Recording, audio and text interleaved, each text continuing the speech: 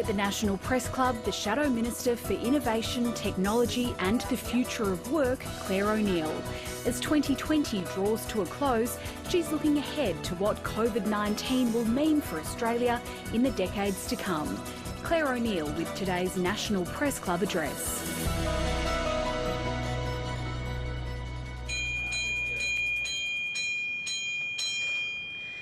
Good afternoon, ladies and gentlemen, and welcome to the National Press Club of Australia and today's Westpac address. My name is Sabra Lane. I'm the president of the club. I'm also the presenter of the ABC radio program AM.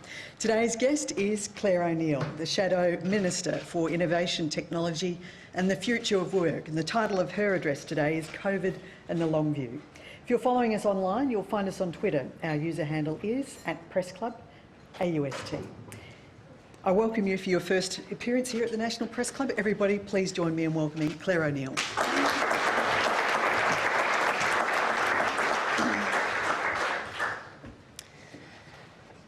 The Latin word Aborigine means here from the very beginning.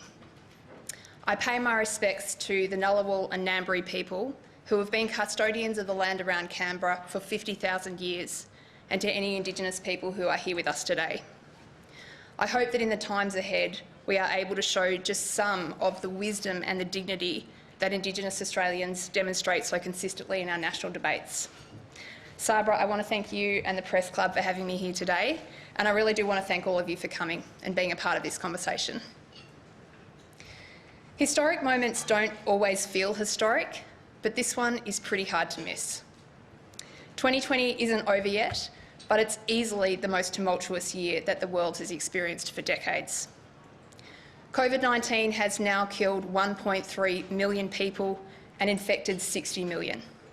Billions around the world have been in lockdown. And we're in what may be the biggest global downturn since the Great Depression. The pandemic and this economic circumstance are incredibly overpowering, but they're actually only a part of the story here. Remember that COVID has fallen in the middle of a years-long period of political instability that we have not seen since the 1920s. Brexit, Black Lives Matter, Trump, Hong Kong, Bolsonaro, Duterte. Democracy is facing serious new challenge. Information and conspiracy theories swirl around us like a virus, and the world's powers are in realignment.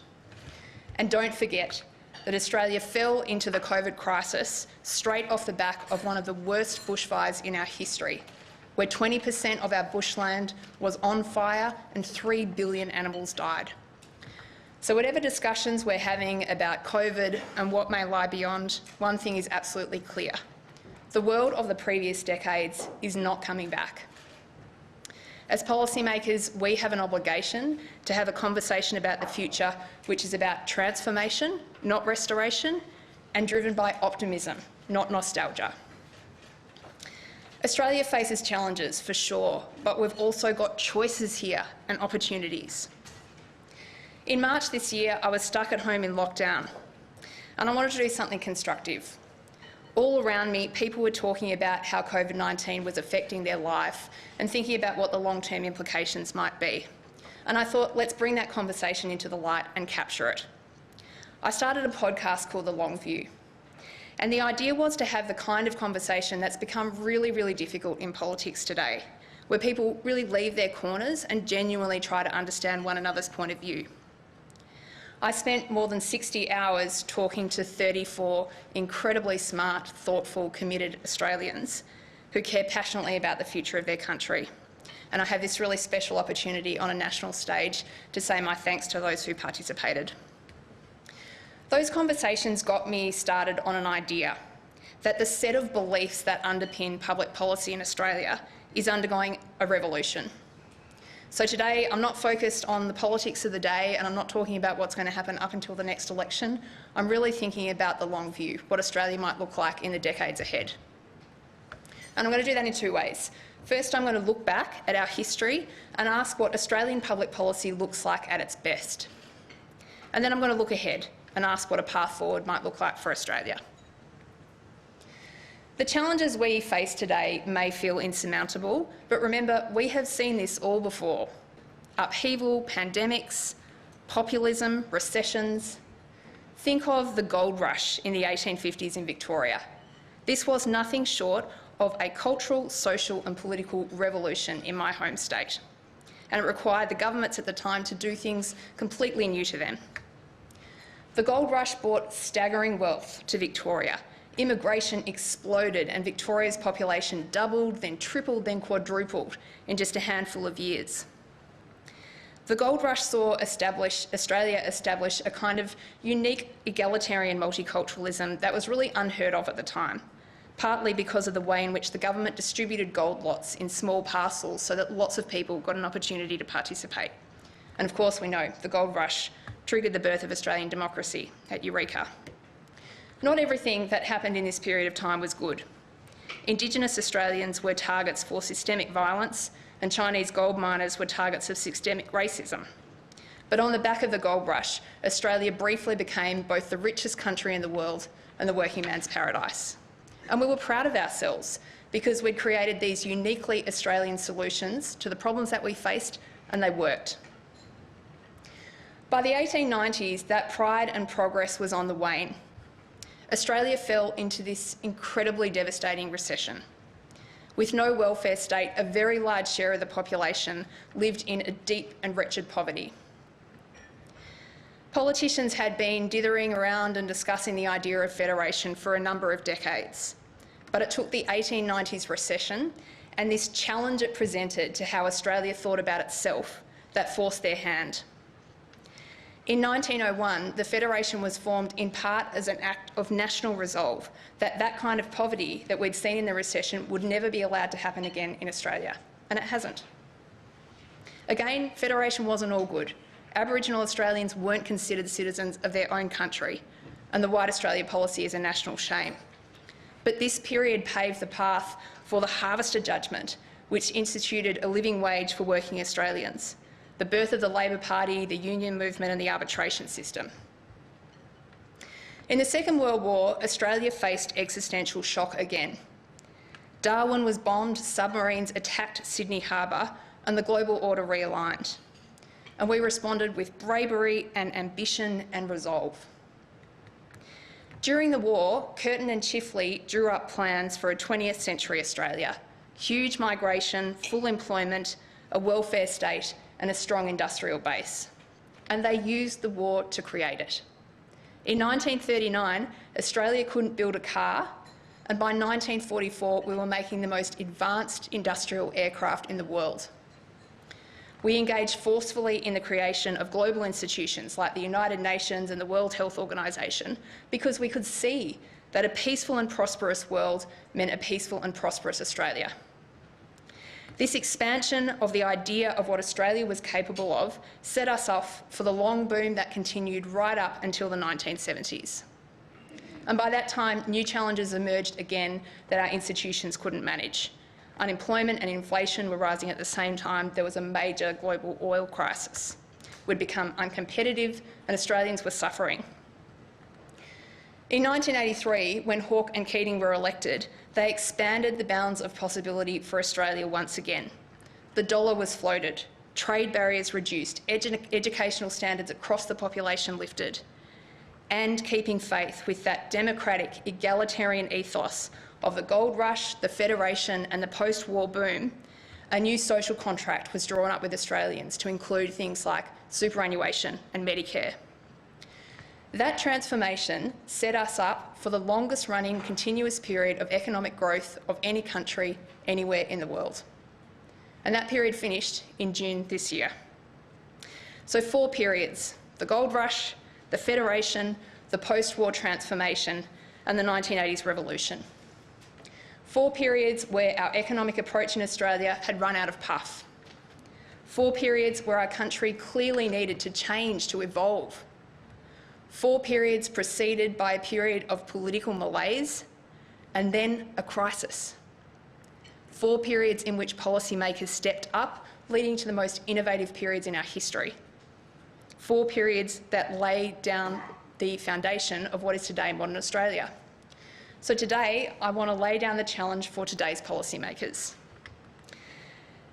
Australia has just experienced a decade where the economy grew each and every year, but the standard of living of the average Australian didn't move at all. Productivity growth has dried up, and almost half of our exports in Australia today go to one country. The world stage looks fundamentally different than it did a decade ago. Our strategy does not. Climate change is visibly affecting our lives, and we're not doing enough about it. And trust in politicians before COVID was the lowest it had been for decades. We have a chance here, one that comes along maybe every 50 years, to think through a bunch of nation-shaping ideas with a blank piece of paper. So what are we waiting for? In each of the periods I've referenced, a handful of core ideas set the foundations on which the rest of public policy was built. And I've been thinking about this a lot recently and rereading Paul Kelly's book, The End of Certainty. Kelly talks about the ideas of the Australian settlement, these 5 concepts that were set out at Federation: arbitration, the White Australia policy, trade protection, state paternalism, and imperial benevolence. And he argues that in the 1980s, these concepts underwent a process of creative destruction from which there is no return, because Hawke and Keating knew that the ideas of the past didn't suit the needs of Australia's future. So now I want to talk about our future. Some of the foundation ideas on which we conduct public policy in Australia are in flux. The 2020s are calling for something different than the policy consensus that's recently prevailed. Today, I'm going to talk about 5 ideas. First, how Australia's future prosperity will require us to shift our thinking about the role of government. Second, the opportunity we have to move the experience of working Australians back into the centre of the political discussion. Third, the chance we have ahead of us to create an immigration program that's truly built in the national interest. Fourth, how a push for national sovereignty can make Australia the safest place in the world. And fifth, if we want to capture the opportunities ahead, we're going to have a new kind of politics here in Canberra. Let me start with prosperity and the role of government. Australia is an enduringly wealthy country, but the source of that wealth has changed over our history. Wool, grains, manufacturing, iron ore, financial services, education. And today we need new sources of prosperity for a simple reason. Australia's economy has been in a funk for a decade. For a generation, economic doctrine in Australia has embraced a really hands-off approach to driving growth. But autopilot is not going to fix the economic challenges we face. When you strip out population growth, Australia's economy has grown at 0.7% a year since 2013. That is barely moving. And in the year before COVID, productivity in Australia actually went backwards. I talked on the long view with Andrew Charlton from Alpha Beta Economics and Tim Reid from the Business Council of Australia about why this is happening. Charlton and Reid both pointed to a lack of dynamism in Australia's economy. Too few Australians are starting new businesses, and of those that do, too few become globally competitive. We've been slow to adopt digital technologies. We're not getting enough national income from innovation and the invention of truly new things. And these problems are reflected too in what we sell to the world. Harvard's Atlas of Economic Complexity has Australia at 93rd in the world in economic complexity, behind Senegal and Morocco. We export too few products, to which we add too little value, which we send to too few countries in the world.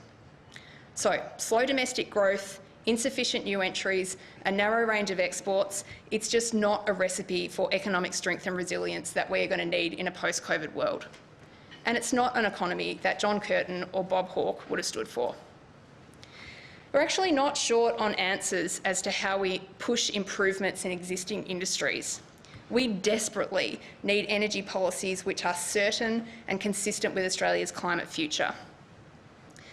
Dozens of reports on competition, tax and other reform options line the shelves of MPs. Part of the answer here is just recapturing some of that reformist zeal that has been so crucial in some of the periods that I've talked about. But we know too that we need to fire up new engines for growth. And for Australia, that means innovation, science, technology and manufacturing. To get there, we'll need a proper national investment in research and development, where about half where leading countries are at the moment. We need a more thoughtful and strategic approach to technology, We need to respect our scientists and the world-leading work that they do. We need to capitalise on the bleedingly obvious economic opportunities that are presented by climate action. And we need to reform our innovation system, bringing the thinking there up to speed with a revolution that's happened in other countries in the world over this last decade. But to do all of that, we're going to need to unshackle ourselves from a powerful and pervasive idea. And that is that the best thing that government can do to help the economy grow is to get out of the way. That thinking is just not right for the times. In science, innovation, technology and manufacturing, in every country in the world, government is integrally involved. The gold rush, federation, the post-war boom and the reform era show that when new sources of prosperity emerge, the role of government often has to shift to change and support them. So the first idea is simply that it's time to recognise how powerfully important government is in driving the nature and shape of Australia's economy. In normal times, government spending is a third of our GDP, and in fact, during COVID, it surged to 57%. So the idea that government is not already shaping our economy is just nonsensical. Government interventions are everywhere we look. Think of removing support from the car industry or signing a free trade agreement that preferences one industry over another, or how government helps to drive and fund the priorities of the CSIRO, or help young people determine whether to study metallurgy or medical science. My point is that government is intervening in the economy every day. We're just not very strategic about how we do it. Now, I am not here today arguing for bigger government. Not at all. I'm just asking that we recognise this enormous economic power that government has and be strategic, creative, active and thoughtful about how we use it. Creativity means looking at the full set of tools that's in the toolbox. Government can actually do a lot more than just tax and spend and regulate. Look at how much reform we've seen in recent months to the Federation. That is the result of nothing more than political leaders picking up the phone and speaking to each other. Look at how unions and business have been brought together to talk about industrial relations just because government has called them to the table. One of the core themes that came out of the long view, whether we were talking about climate, about the digital economy, about technology, manufacturing, is that the most powerful thing that government can do is tell a unifying national story about who we are, about where we're going and about how we're going to get there. This is something that costs nothing at all, and in my view, something that we've been without in Australia for too long. I've spoken about growth, and now I want to talk about the experience of Australians at work. When our economy lacks dynamism and energy, that gets reflected right back in the working lives of Australians. In the years leading up to the pandemic, the economic model that we had used to share wealth in this country for a long time, it stopped working. For a long time, policymakers have pushed to grow the economy, so grow the pie, and see that reward fairly shared through work and wages. But while Australia's economy has grown over the previous decade, wages growth has been so low that the average Australian family's standard of living has not moved at all. So we've got a growing economy and Australians aren't getting better off. How is it that fixing this problem has not been the central focus of government over the previous few years? COVID has brought to the surface a lot of other issues that face Australians in their working lives. A third of Australians today don't have sick leave. Job quality is a defining issue in the life of millions of Australians. 1 million now work in the largely unregulated gig economy, and in some industries, underpayment of workers is a part of the business model. If we have a foundation stone for our country that's lasted through every era that I've talked about, it's that working people should live a good, equal life in our country. And I wonder what Alfred Deakin or Justice Higgins would have thought if they got a look at the state of work today. So it's time for us as a parliament and as a population of people to stop and ask why we have allowed work to deteriorate to this point. Why? And we need to work to place the experience of Australians at work back in the centre of the political discussion. Jeff Borland at Melbourne University and Danielle Wood from the Grattan Institute talked to me about these issues on the podcast. and I know one of the very important ones that we need to get a handle on coming out of COVID is the fact that the predominantly female workforces in caring professions are simply not getting paid in line with the critically important social value of the work that they do. The deterioration of work in this instance and many others is a choice that we're making, and we can make different choices. These problems can be solved if we decide that now's the time to do it. Immigration has been the special sauce in our national history. We have never, in post-colonial Australia, met any national challenge or done anything economically viable without truckloads of it. Today, for the first time since 1946, there are more people leaving Australia than there are arriving. So if there is any part of Australian public policy where we have a genuine chance to start with a blank piece of paper, it's this. So the third idea I want to talk to you about is how an immigration program for Australia might look if it was truly designed in the national interest. Just a note here, the comments that I want to make about immigration are not in reference to family reunion or humanitarian programs or to the many Kiwis who have made their home here in Australia. One of the most important choices that the Australian government makes on behalf of all other Australians is who gets to be one of us. Think back to Curtin and to Chifley. Australia needed to populate or perish. We needed a workforce to help us build the nation up and to help defend it. And the massive boom of immigration that followed the war helped us do it. So what kind of immigration program would help Australia flourish in the coming decades? I'm arguing today that one of the pivotal changes that we need to make in the post-COVID world is to fire up engines for growth around manufacturing, science and technology. And immigration can help us do it.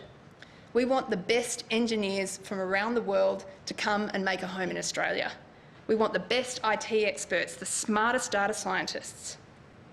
But before COVID, we had an immigration program in place where it was quite easy to come to Australia as an unskilled temporary migrant, but very hard to come here as a skilled permanent migrant.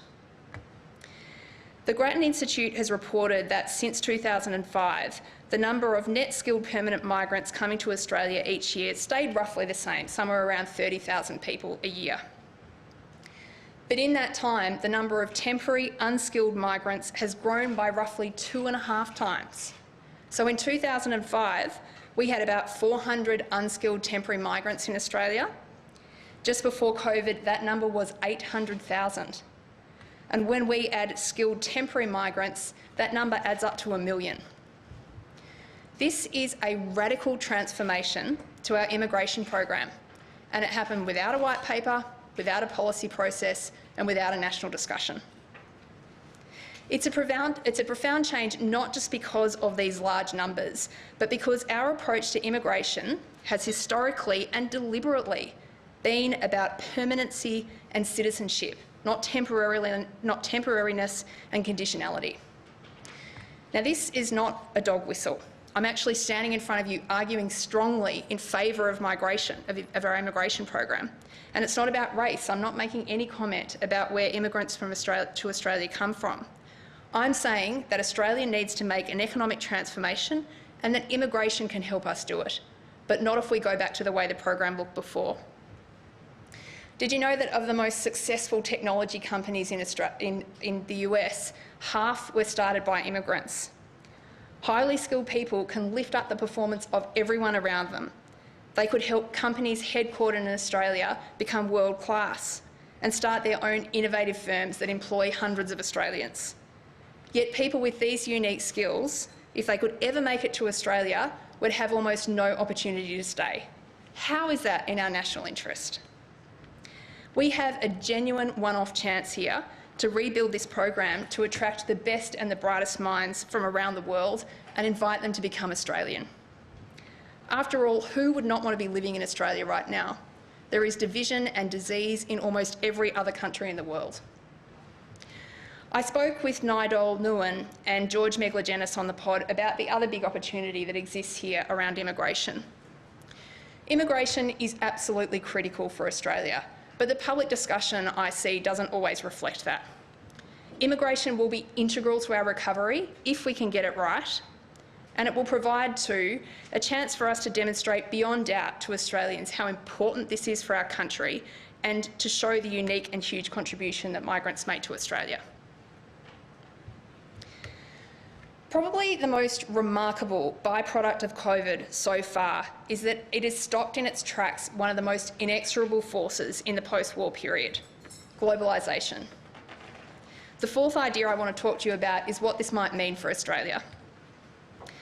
There is a clear, widespread shift in thinking in Australia and around the world away from globalisation and towards national sovereignty.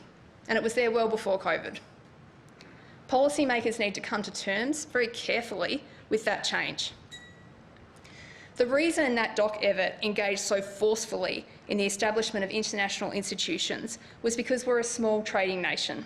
Australia's fortunes depend on peace and prosperity in the world, and that hasn't changed.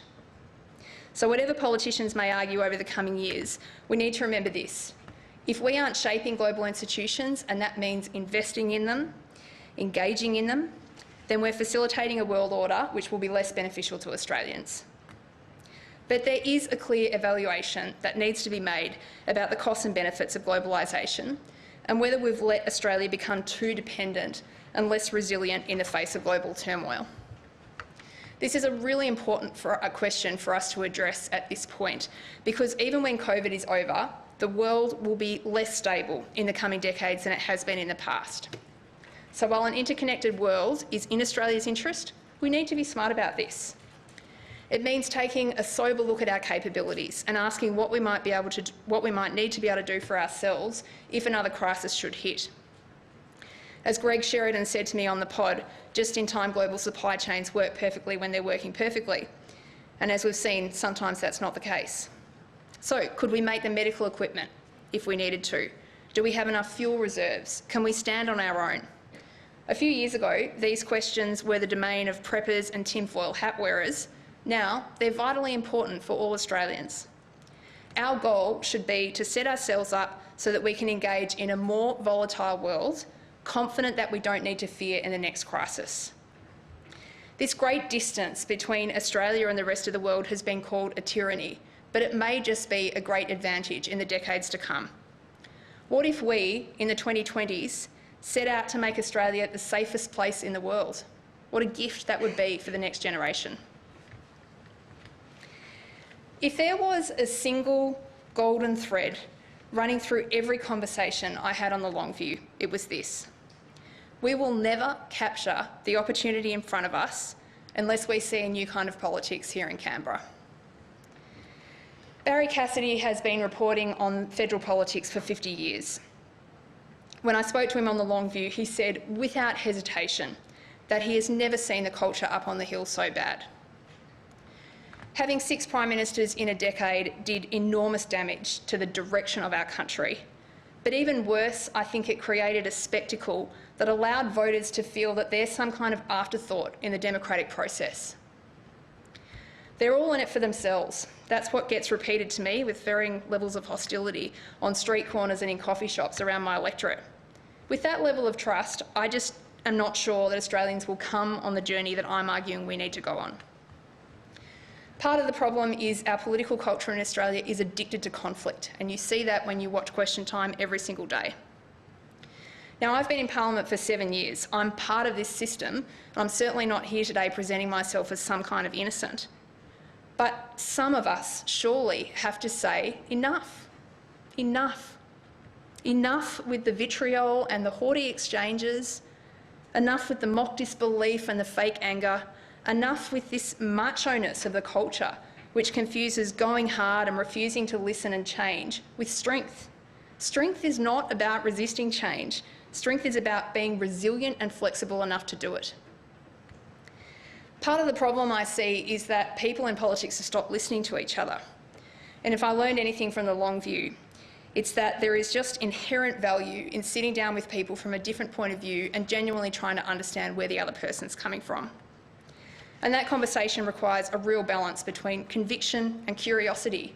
You know, you don't have to agree with a particular point of view to listen to it, to try to understand it, and to see it as fair and reasonable. The very best thing about 2020 was that Australians have all done things differently to look after each other. Our capacity to change as a country, as Australians, has been our greatest source of strength.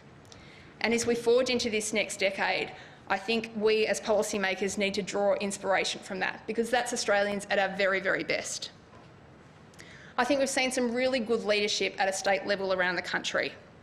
Whatever you might think about our premiers, it seems obvious to me, and I think to most Australians, that they are doing everything in their power to protect their citizens. And in the minds of our voters, that counts for a hell of a lot. Our system is, of course, always going to have conflict, because we've got really different views about things that matter a lot.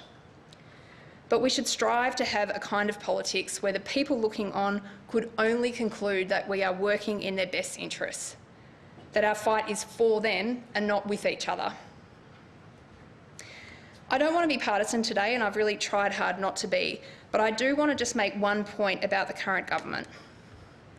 When I look at the last 7 years of government in Australia, I cannot pinpoint one enduring idea, not one. Every 6 months, the debate's being pointed in a new direction and nothing ever gets resolved. Every ounce of energy feels like it's being poured into governing for one more day or one more week or one more election cycle. But what for? We are never going to get there if this becomes an accepted approach to governing in Australia. None of the issues that I've spoken to you about today are new, and that actually came through so much on the podcast. Whether we were talking about manufacturing or globalisation or trade or work, we were constantly referencing these historical discussions which covered the same territory. What are our sources of prosperity? What is the role of government? What is the experience of workers? Who gets to be Australian? How do we engage in the world? For our entire post-colonial history, we've been setting new points in the compass against these questions, finding the right solutions for the right moment. The worst thing, the absolute worst thing we could do in the face of the challenges that I've discussed today is do nothing at all. That's what politicians did in Australia in the 1920s. They thought fresh thinking wasn't required because things would go back to normal after World War I. We wasted a lot of good years waiting for that to happen, and it never did. So 100 years on, our responsibility is to actively put the recent history of Australian politics behind us and take inspiration from what Australian policymakers have done at their best. Our best moments as a country have come at these stages of crisis and upheaval. And in those moments, we've known not to look back, that our goal is renewal and not repair. When we look ahead, Australia has real choices, and we can create a new chapter of prosperity for our country if we choose to do it. We're powerful together, and this here is our moment. We've got a 1 in 50-year chance here to make some changes, to fix some things in our country that are broken, and I would really, really like to see us take it. Thank you.